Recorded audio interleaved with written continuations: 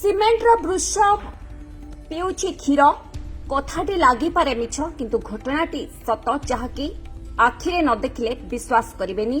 ନବରଙ୍ଗପୁର ଜିଲ୍ଲାର ରାଇଘର ବ୍ଲକର ହଳଦୀ ପଞ୍ଚାୟତର ଫୁଟାନଡ଼ା ଗ୍ରାମର ମନ୍ଦିର ପାରାରେ ଥିବା ଶିବ ମନ୍ଦିରରେ ଦେଖିବାକୁ ମିଳିଛି ଏଭଳି ଅଲୌକିକ ଘଟଣା। ଗତକାଲି ରାତି 9ଟା ସମୟରେ ଗ୍ରାମର ସାନ ହରିଜନଙ୍କୁ ଫୋନ୍ ଆସିଥିଲା ଛତିଶଗଡ଼ରୁ ଏବଂ ଜଣେ ଲୋକ କହିଥିଲେ ଯେ ଗ୍ରାମର ଶିବ ମନ୍ଦିରକୁ ଯାଇ ବୃଷଭକୁ କ୍ଷୀର ପିଆଇବା ପାଇଁ।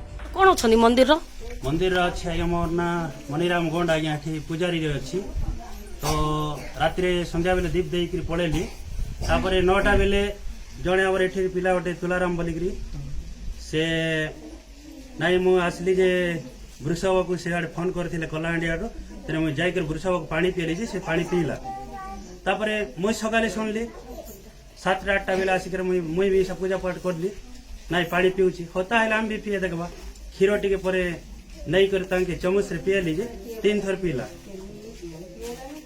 वृषभ। तेबे या सुनी सान हरिजन संगे संगे आसी क्षीर पियाइथिला वृषभ देव को। तेबे घटना सकाळे मंदिरर पूजक मणिराम गंड को कहिबा परे पूजारी मंदिर को जाई पूजापाठ करिबा परे वृषभ को क्षीर पियाइथिले। वृषभ क्षीर पीथिबार दृश्य समस्तଙ୍କୁ चकित कर देथिला। मेरा नाम है श्रीमती सुनीता प्रधान। मैं यही शिव मंदिर में आई हूँ और देख रही हूँ कि नंदी बाबा को सब जने खीर पिला रहे हैं, दूध पिला रहे हैं। तो हम लोग भी आके पिलाए तो वो दूध पिया और सभी जने पिला रहे हैं। आके देख रहे हैं यही मंदिर पारा फुटानड़ा में और हम लोग भी आके पिलाए और उसका दर्शन किया। तेबे अलौकिक घटना चारिआडे व्यापीबा परे मंदिर रे लोकंकर भीड़ जमीथिला।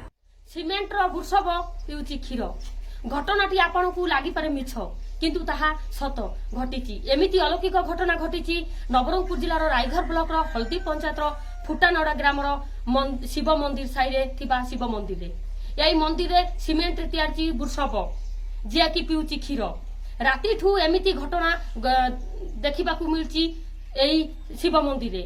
यही घटना देखिचंती स्थानीय लोके एवं शिव मंदिर पूजारी।